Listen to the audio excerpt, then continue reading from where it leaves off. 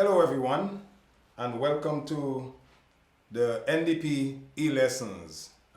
This program is designed by the New Democratic Party for the sole purpose of assisting students with providing supplementary material as they prepare for their various exams. My name is Dwight Bramble, and I will be discussing with you economics.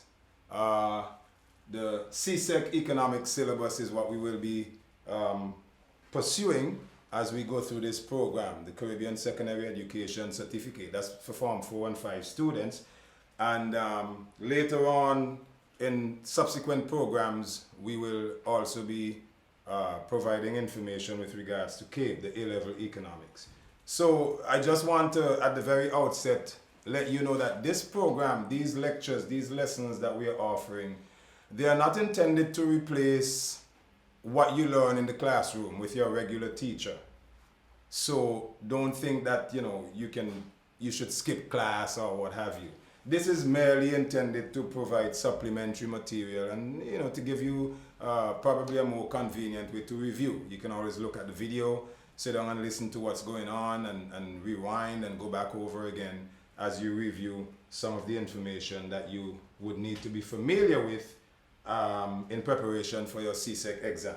So economics is what we will be talking about in this session. And I want to start off, the CSEC syllabus identifies 8 different sections that must be covered in preparation for your exam.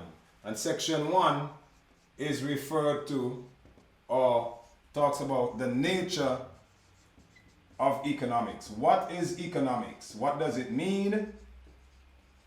And why is it important? So the nature of economics.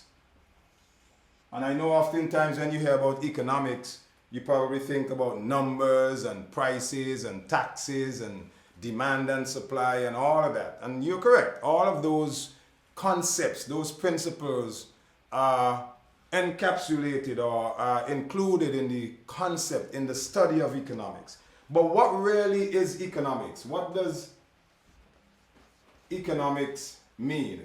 How do we define economics? Well, economics is basically the study of human behavior. And I know some of you might be saying, oh, what is Bramble talking about? Well, it's the study of how people behave as these people, as we as persons make choices in achieving our goals of obtaining wants and needs. How do we go about making choices based on the fact that we have limited resources? So economics is the study of people's behavior, in other words, the choices they make to attain their goals of getting goods and services, satisfying their wants and needs, given the fact that we have scarce resources. So we have, as human beings, we have what we call unlimited wants. We are never satisfied, so to speak. Unlimited wants, okay? There's no end, so to speak, to the wants and needs of human beings. But we only have limited resources. And I like to use the example of planet Earth, which is where we live. Planet Earth is finite. I mean, given technology, notwithstanding technology and all that sort of stuff, you can't take a piece of 2x4 and nail it onto planet Earth and make it bigger. So we have fixed resources, or limited, sorry, not fixed. We have limited resources relative to the unlimited wants and needs that we have. And when you combine those two realities, unlimited wants and limited resources, we have the phenomenon referred to in economics as scarcity. Scarcity. In other words, there's really never enough to satisfy our wants and needs. And as we attempt to satisfy as best as we can our wants and needs, given these scarce resources, we behave in different ways as human beings. That is what economics is about. That is what economics is the study of. How do we behave as we try to get more and more from the limited pie that is available to us. Okay? So it's very important that you understand the concept, the meaning of economics. That is one of the most fundamental concepts in economics at any level. And if you don't understand that, then it's going to be quite challenging to continue throughout the course. So economics involves, therefore, first of all, the allocation of scarce resources. How do you use, or how do you assign, how do you apportion, how do you share up these scarce resources? And in every country, in every society, in every economy, resources are limited in supply. And so because of that, certain decisions have to be made. We have to make what we call choices. Okay? Choices must be made because we don't have an unlimited supply of resources.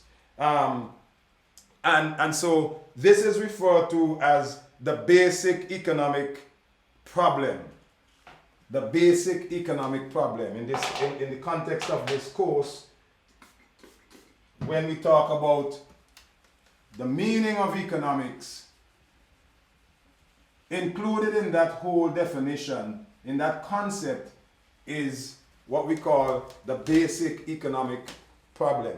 And what does that mean? The basic, let's wait for the whiteboard to dry first of all. So,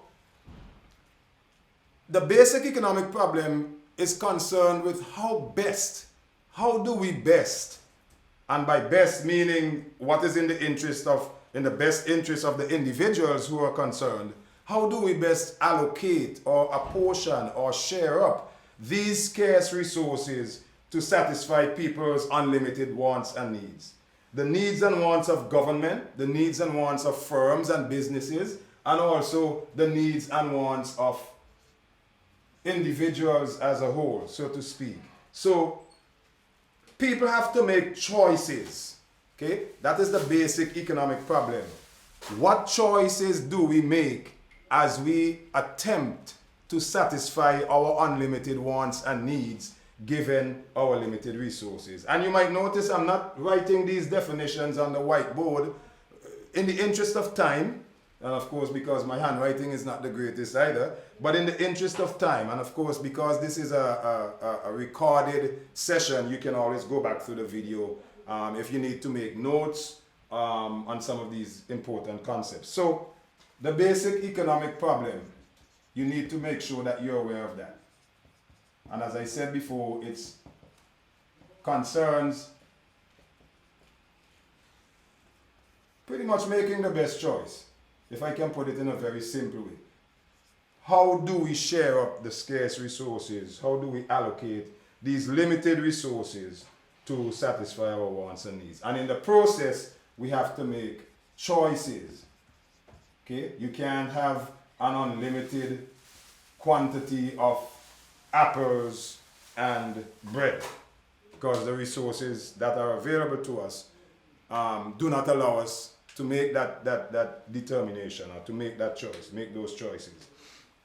So in the decision-making process, as we as an economy, as a society, as a group of people, as we go about determining how to solve this basic economic problem, there are three economic agents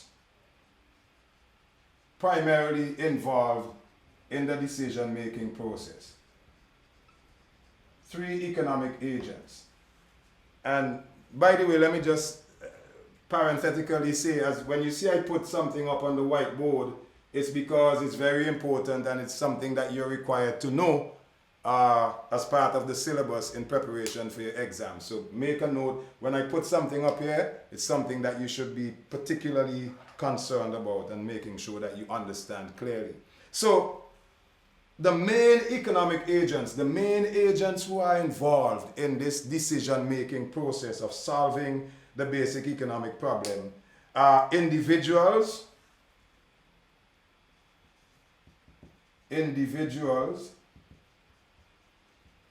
or what we call households, And that's just ordinary, regular people like, well, everybody's regular, but people like you and me. We're not categorized in any of the other categories of agents, so to speak. So individuals or households, that's one. And then we have firms or businesses in the private sector.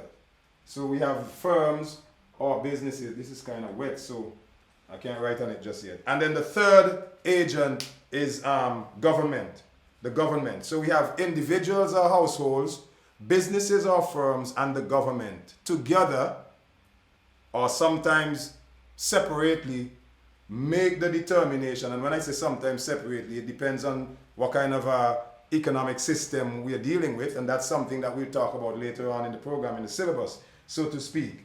So individuals, households, businesses, and government are the three economic agents who make the decisions, who ultimately determine the choices which are made as we attempt to satisfy our unlimited wants and needs, given the fact that our resources are limited. And I know this might sound a bit repetitive, and it's intentional because this is very, very important. These concepts, the concept of economics and its meaning, the concept of the basic economic problem of scarcity and choice, you have to know these, no question about that. That's why I repeat myself a little bit so that you know they are reinforced and you understand the importance.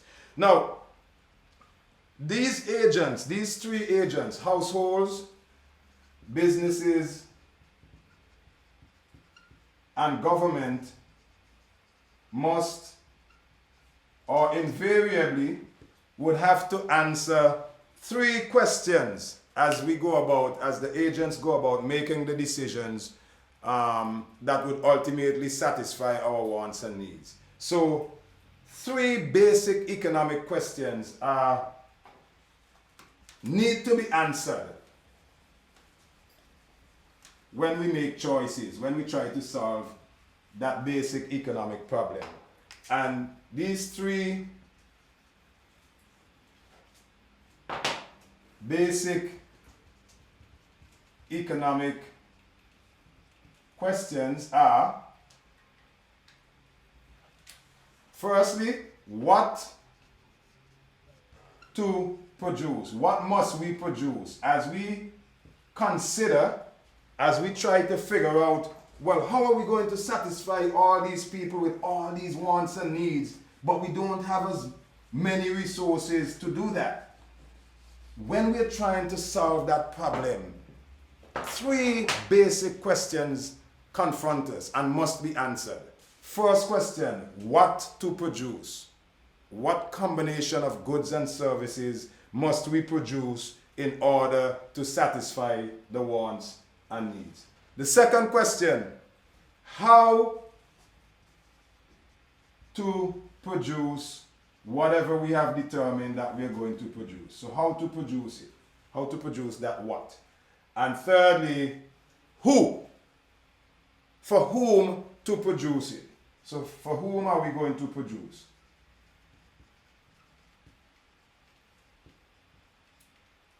So, case in point, in St. Vincent and the Grenadines, we don't get snow, we don't have winter here. So it's very unlikely that we would produce winter jackets, unless of course you're producing, to export to a cold country. But we certainly would not produce winter jackets to satisfy the wants and needs of Vincentians, because we don't have winter here, But those questions must be answered. Those are critical questions that must be answered if we are to meaningfully and effectively address the basic economic problem of scarcity and choice. And I also want to, there are other questions, of course, but these are the basic questions that must be answered as people interact, as societies and economies work together, however that work takes place. These three basic questions must be answered. But there are other questions again, like I said. For example, how are the prices of the things that you buy every day determined? How do you know, for example, to charge $1 for a bag of bread? How does the government spend and tax the economy? How does the government, for example, determine that they're going to have a deficit budget? You know, why is that necessary? Why is it important, or is it important? Why do governments have price control on certain goods and services? You know, why are some countries richer than others? Those kinds of questions would also come into play as we attempt to answer the basic economic problem. As the economic agents, the individual households, private businesses, and government attempt to answer those questions. And within the framework of the three agents, the individual households, the businesses, and the government, we also have coming out of, and I'm quite sure that you have heard these before, the private sector and the public sector. Let's see how we can work with it. Okay, here we go. So yes, we have primarily, every economy is basically categorized into two sectors. One, what we call the private sector,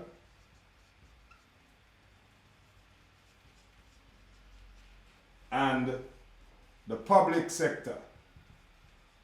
Many of you may have heard these terms before, and some of us may take it for granted that we understand what they mean. But the private sector basically refers to economic activity of private individuals and firms. So that the households and the businesses, for example, would essentially make up the private sector.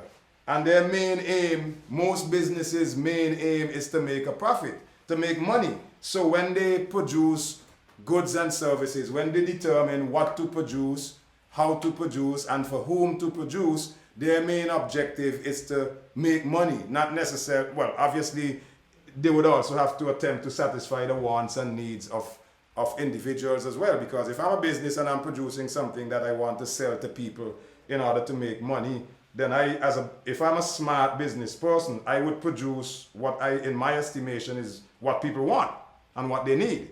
Yeah? So, but notwithstanding all of that, or culminating from all of that, is the intention to make a profit. That's essentially what the private sector is all about. And then the public sector refers to economic activity directly involving the government, such as the provision of education, healthcare, services, things like providing proper roads, and so on and so forth. Most of those kinds of things would come from the private sector, even though notwithstanding the fact that as economies develop and as we emerge as people and as nations and as economies, a lot of what traditionally has been considered as public sector responsibilities, much of that's now being pursued and provided by the private sector. One thing that comes off the top of my head is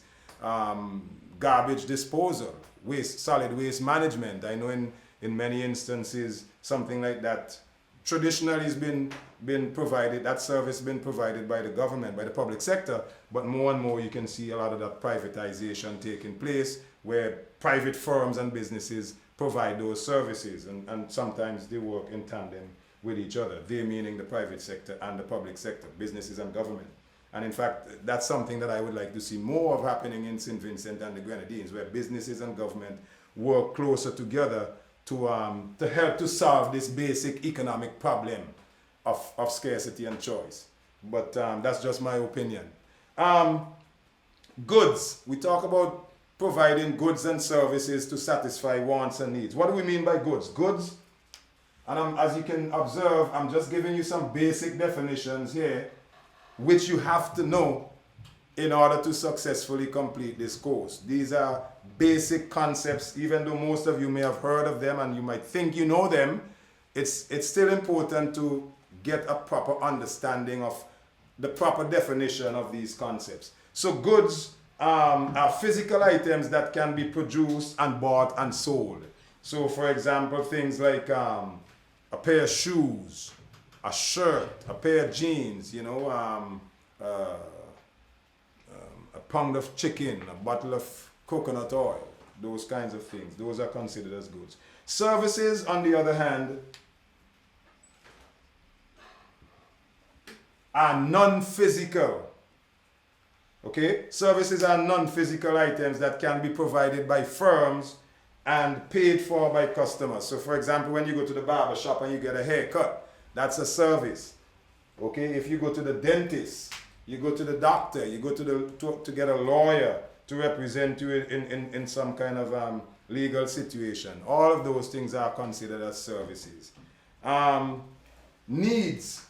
What's a need? Well, I think this should be basic and should be straightforward. But needs are the essential goods and services required for human survival. Generally speaking, we're talking about food, clothing, and shelter. Okay? Those are the needs that we have to have somewhere to live. We have to eat. We have to wear clothes. Because, for example, in some climates, if you go without clothes, you're not going to survive for very long.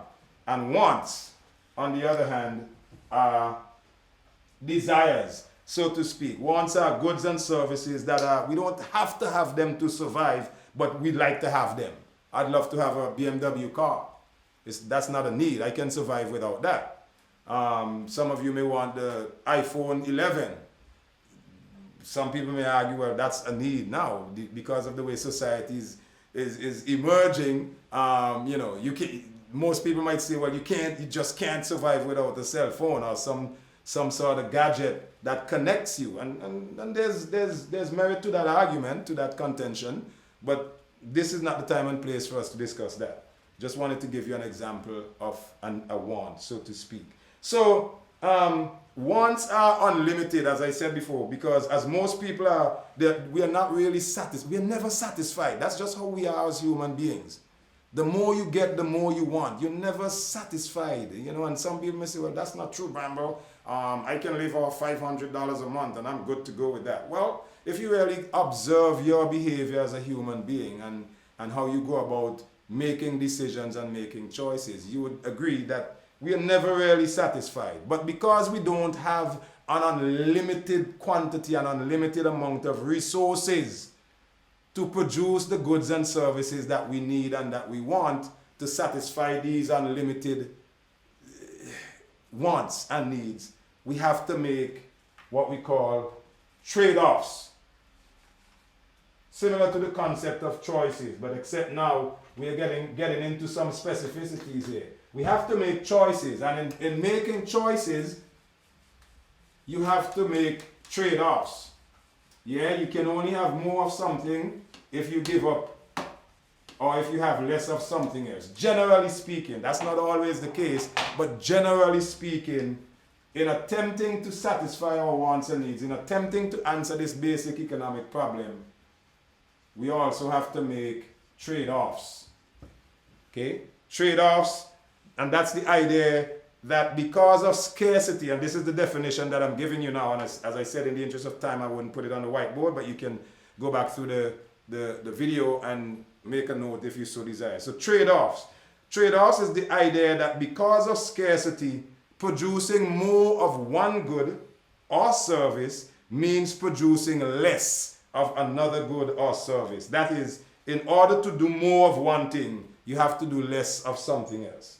And the best way to measure that, because I know some of you might be saying, well, how do you know how much, how many loaves of bread do I have to give up if I want to get, a new pair of shoes or something like that? And it may sound a little bit far-fetched and ridiculous, but when you get into some serious, advanced type economics, you can actually run models to, and actually make those determinations. But that's at a higher level that we're not going to get into just now. But just understand that you basically have to give up something to get something else.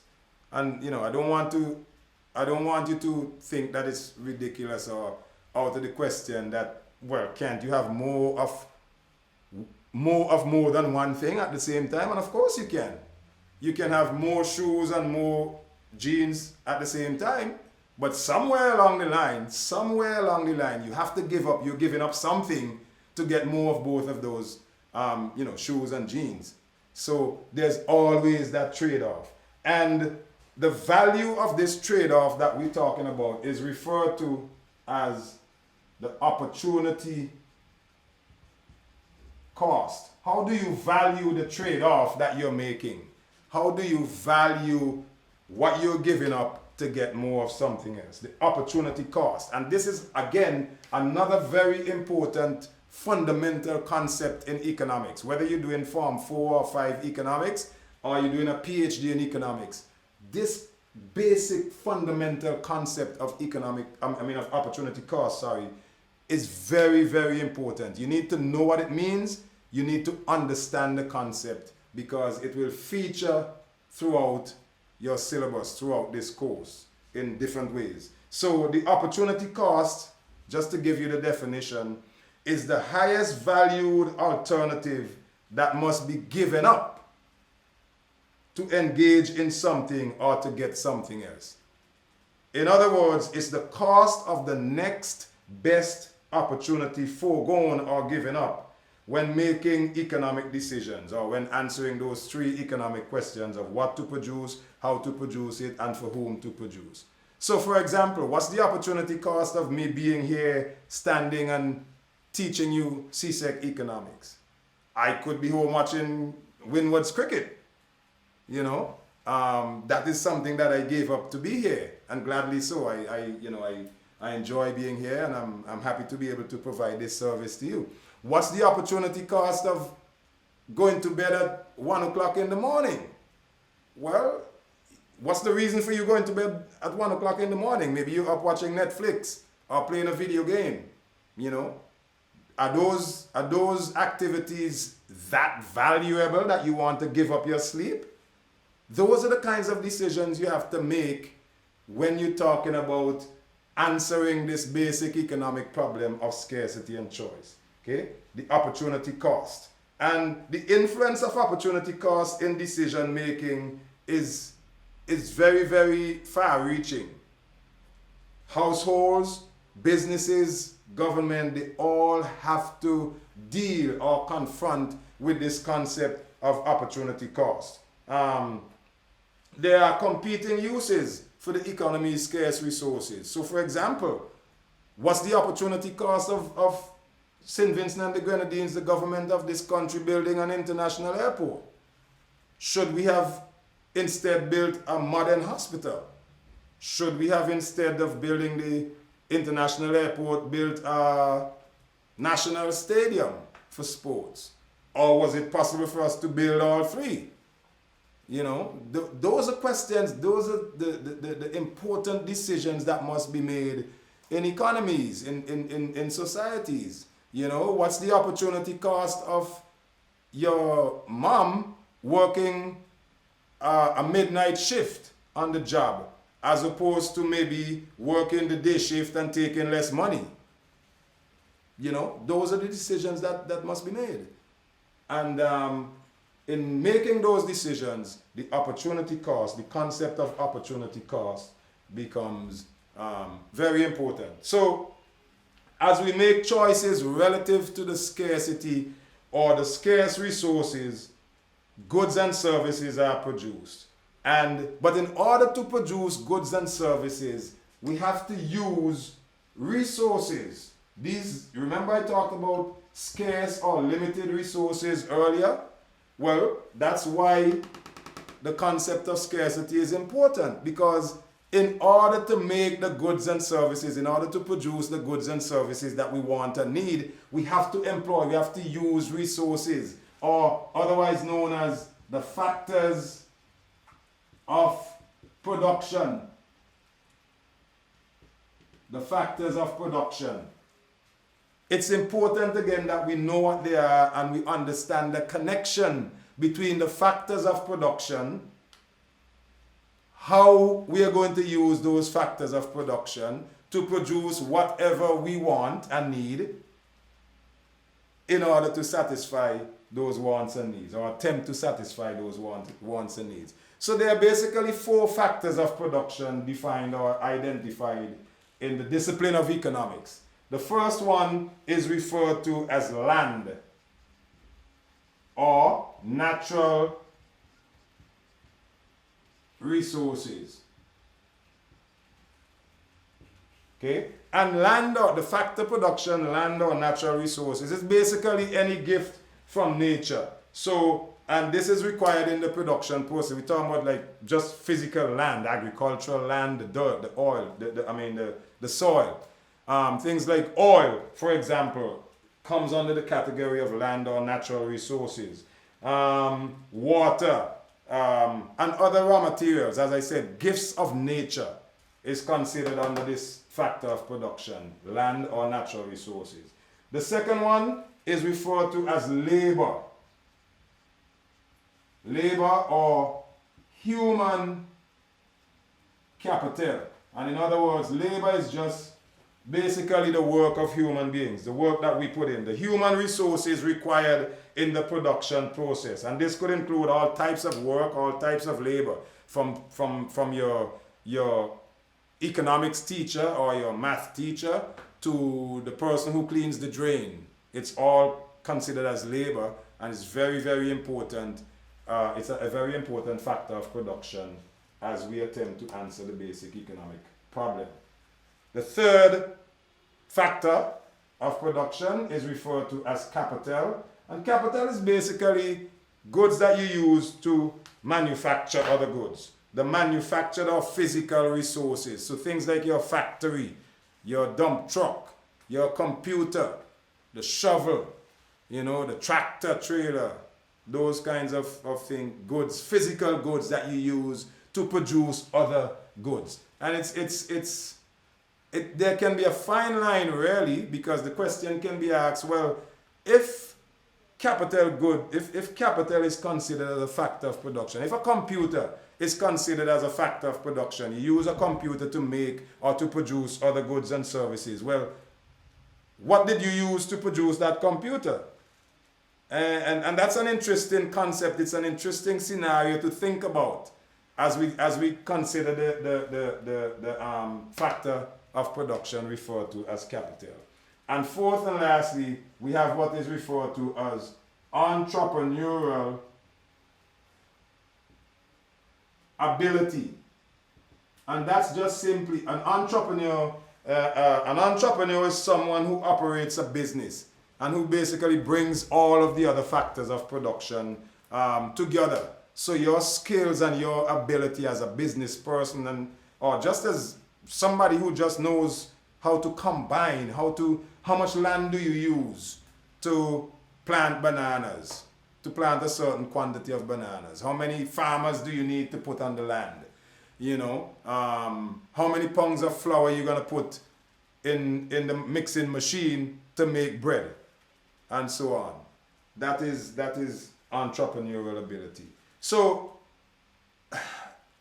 the basic economics, as I said before, just to recap quickly because we're running out of time for today's session, economics essentially studies people's behavior. How do you behave as you try to satisfy your unlimited wants and needs using limited resources? And we've talked about wants and needs, what they mean, the fact that we have to make choices and trade-offs, and the fact that there's an opportunity cost pretty much in every step of the decision-making process. I'm going to stop here today, as I said, in the interest of time. What I would strongly advise you to do is to read your textbook and reinforce a lot of what's been said here. If you have any questions, in the next session I will give you some questions for you to ponder on. Let me just give you one quick activity actually until next time. So I'd like you to make a list of your top 10 wants and needs. You as an individual, what are the top 10 wants and needs that you have? Are there any needs that you can actually survive without from that list that you made? Are there any wants that might be considered as a need? I think I gave you a little hint with the cell phone earlier. And identify any shortage of any good or service in our economy in St. Vincent and the Grenadines, and explain why do you think that there's a shortage of that good or service. Just something to think about to help you pull together all the different concepts that we have talked about in this first session. Please don't hesitate to contact us. If you have any questions, I'll be happy. I have my office down at the Beachmont White House My office hours are Monday to Friday from 10 to 1. If you want to drop by, if you want to call the office, the number is 497-3489, and you can call and contact me, and I'll be more than happy to help you explain or further, explain any concepts, anything, any challenges or problems or questions that you may have. Thanks for joining me. See you next time. Have a good day.